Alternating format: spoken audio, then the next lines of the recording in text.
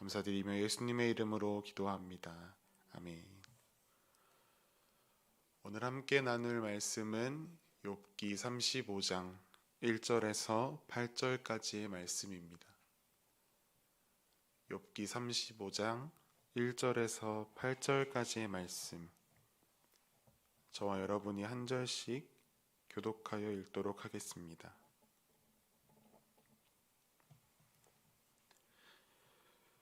엘리후가 말을 이어 이르되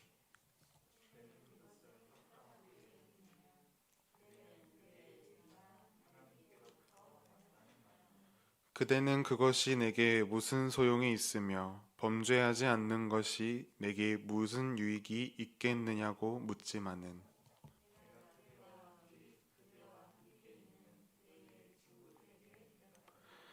그대는 하늘을 우러러보라. 그대보다 높이 뜬 구름을 바라보라.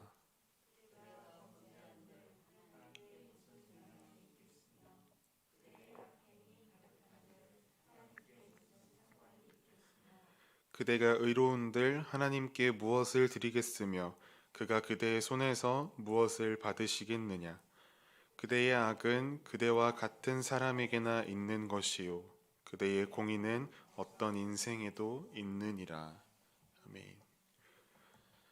하나님을 바르게 아는 것이라는 제목으로 말씀을 나누겠습니다. 하나님께서 지니신 여러 가지 속성들 중에 내재성 그리고 초월성이라는 속성이 있습니다. 주기도문의 첫 문장인 하늘에 계신 우리 아버지, 그 문장이 하나님의 내재성과 초월성을 잘 나타냅니다. 이 둘 중 어느 것 하나만 강조된다면 왜곡되기 때문에 이 둘은 항상 균형을 이루어야 합니다. 하나님의 내재성이란 하나님은 저기 저 멀리 계신 분이 아니라 이 세상에 들어오셔서 친히 다스린다는 것입니다. 이것은 하나님이 세상 모든 것에 관심을 가지셔서 그것들을 보호하시고 유지시키시는 분임을 의미합니다. 그런데 이것만을 강조하다 보면 하나님이 모든 일을 직접 행하시는 것으로 생각해서 사람이 꼭두각시로 전락될 가능성이 있습니다. 하나님의 개입하심은 인간의 자율성을 우선으로 보장합니다. 순종 또한 우리가 하는 것이지 하나님께서 억지로 시키시지 않으십니다. 반대로 하나님의 초월성이란 인간의 지혜로는 하나님을 완전하게 이해할 수 없으며 하나님께서 보여주시는 만큼만 우리가 알 수 있다는 것입니다. 우리는 유한한 피조물이면서 하나님은 무한한 창조주이심을 강조합니다. 그러나 이 또한 초월성만을 강조한다면 하나님은 인간 사이에 개입하지 않으시고 그저 이 세상 밖에서 세상을 움직이는 원리만 제시하신다는 이신론이라는 것에 또 빠지게 되기 때문에 이 둘은 항상 균형을 이루어야 합니다. 얼마 전부터 우리 큐티 본문에 등장한 엘리후, 그는 지나치게 하나님의 초월성을 강조하고 있습니다.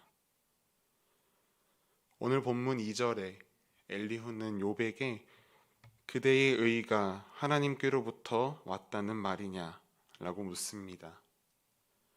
이 말의 본뜻은 내가 하나님보다 더 의롭다는 말이냐 라는 의미입니다. 욥은 계속해서 자신이 이렇게 큰 고난을 받을 만한 죄를 짓지 않았다고 이야기해왔습니다. 그러나 엘리후는 하나님께서 이 세상을 움직이는 그 시스템 속에서 욥이 잘못했기 때문에 고난받는 것이라고 생각합니다. 그렇기에 엘리후는 그렇다면 하나님이 틀리고 내가 옳고 너가 더 의롭다는 것이냐? 라는 말을 한 것입니다. 이어지는 본문 3절과 4절에서는 선한 삶이 하나님께 무슨 소용이 있으며 자신이 악을 멀리하는 것이 무슨 이득이 있느냐라고 말했던 욥의 말을 인용합니다.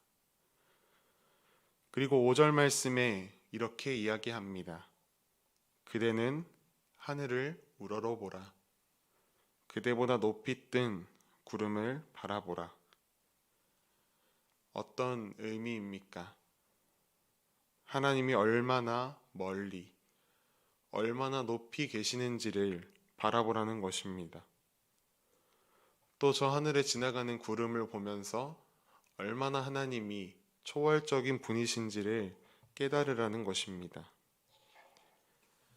하늘에 계신 하나님은 이 땅에서 무슨 일이 일어나든지 영향받지 않으신다 라는 것이 엘리후의 주장입니다.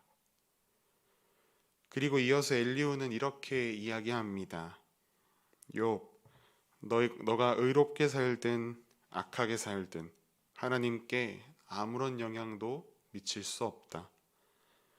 너가 의롭게 산다고 해서 하나님께 무엇을 드리는 것도 아니고 하나님이 너에게 무엇을 받지도 않으신다.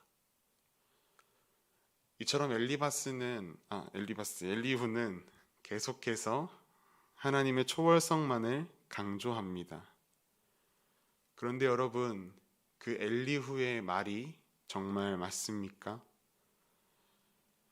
엘리후는 하나님의 위대하심을 나타내고자 했지만 결국에는 하나님의 내재성 앞에 정면으로 반박하는 상황을 자초하고 말았습니다. 하나님께서는 정말 우리가 의롭게 사는 것에 대해서 관심이 없으실까요? 우리가 악하게 사는 것에 대해서 마음 아파하지 않으실까요? 그렇지 않습니다. 욥기가 시작될 때 어떻게 그 일이 시작되었는지 욥은 모르지만 그의 친구들도 모르지만 우리는 알고 있습니다.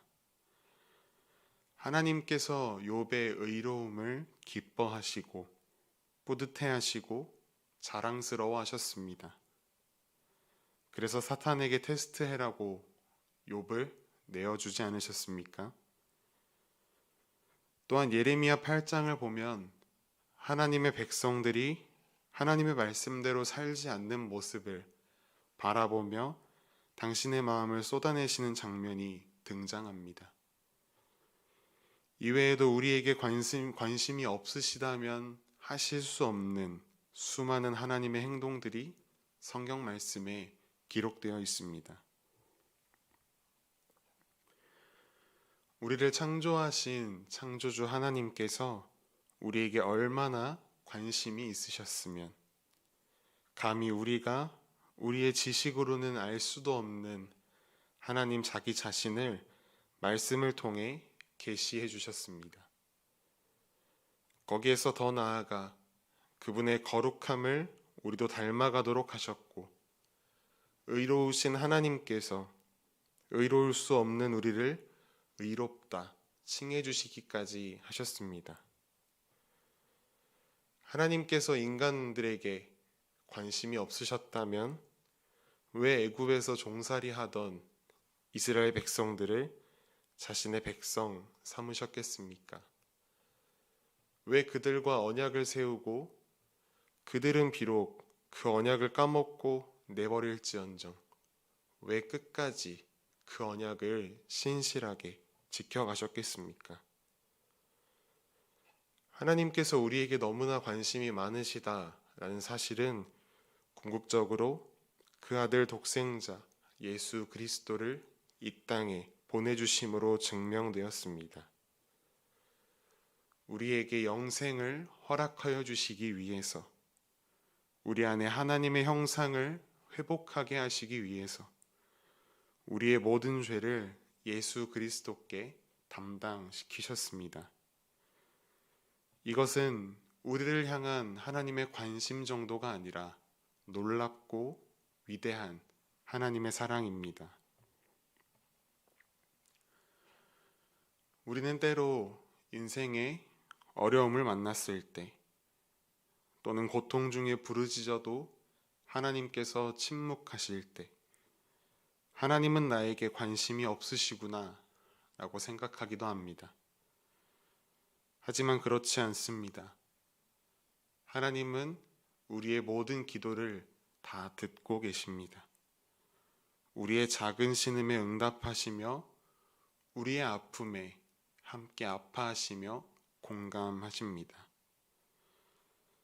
하나님께서 욥의 부르짖음에 아직 침묵으로 응답하시는 것은 욥에게 관심이 없으셔서가 아님을 우리는 기억해야 합니다. 이제 때가 이르러 하나님께서 욥에게 나타나실 것입니다.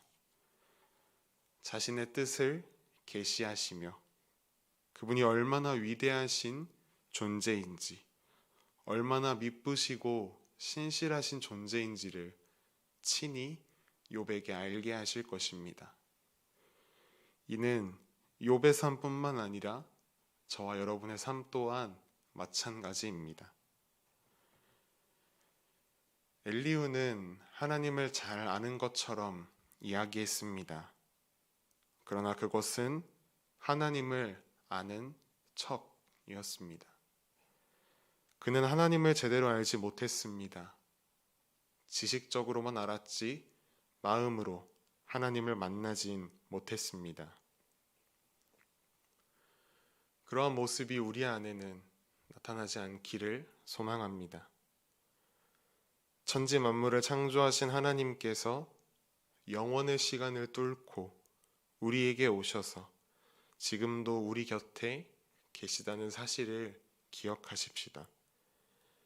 엘리후처럼 우리와 동떨어져 멀리 계신 하나님으로 이해하고 그분을 머리로만 아는 것에 만족하는 것이 아니라 오늘 하루 나의 삶의 한복판으로 찾아오시는 그 하나님을 맛보고 그 하나님과 친밀한 교제를 나누며 그 하나님을 아는 지식에까지 이르는 저와 여러분의 삶이 되기를